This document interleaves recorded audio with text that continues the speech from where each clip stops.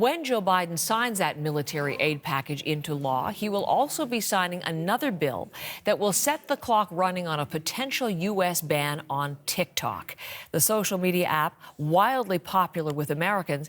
But as Richard Madden tells us from Washington, this new law could prove to be a political time bomb for Biden and his administration.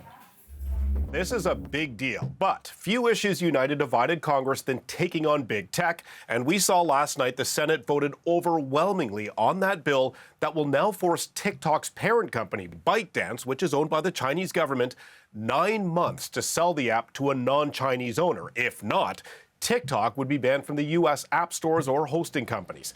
Now, U.S. lawmakers briefed by intelligence agencies have long warned the Chinese government could access TikTok account holders' user data to spy on Americans or promote Chinese propaganda or disinformation on the app. FBI Director Christopher Wray is one of the loudest voices sounding the alarms. Take a listen to what he had to say yesterday on NBC News. TikTok, for us, represents a national security concern. And the reason I say that is that TikTok's parent company is beholden to the Chinese government. So that, for us, manifests itself in 3 specific ways. It has to do with the data, it has to do with the recommendation algorithm, it has to deal with the software.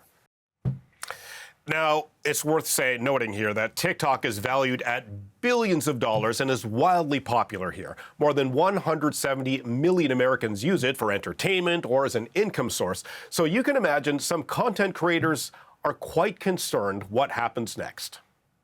They're terrified. I think all of us right now are kind of trying to pick up more on Instagram and other platforms too, just in case. Like, we hope our followers obviously follow us everywhere, but that doesn't happen all the time. But we are going to push even more to put them onto other platforms just in case. Now, here's the thing. Under the original bill, the ban would take effect in September, but the Senate purposely moved that deadline to January of next year, notably after November's election. That's because TikTok will likely be a major force during the campaign for candidates to reach younger voters, and a delay may help politicians avoid the backlash. Now, how this will play out on the campaign trail remains to be seen. President Joe Biden has said he supports banning TikTok, while former President Donald Trump, who pushed for a ban in office, is now opposed. Richard, when Joe Biden signs that law, as expected today, that's obviously going to be a pivotal moment in a long political fight to ban TikTok in the United States. But is that fight close to being over? I mean, you mentioned 9 months, so obviously there's time to come and more developments on this likely. What is TikTok likely to do, and what is it saying already? Yeah, you're right, Heather. The fight is far from over. TikTok is gearing up for a legal fight. According to a staff memo from TikTok's American executives over the weekend, they say they're planning to challenge this bill in court under the First Amendment. Now, this strategy worked for them last year when a Montana judge blocked a similar state law that banned TikTok, so we'll see what happens there. In the meantime, the White House has the power to extend that deadline by another 3 months, possibly longer if a sale is underway. So the question is, will the Chinese government agree to sell this very valuable company?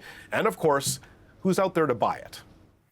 Richard Madden, thank you in Washington.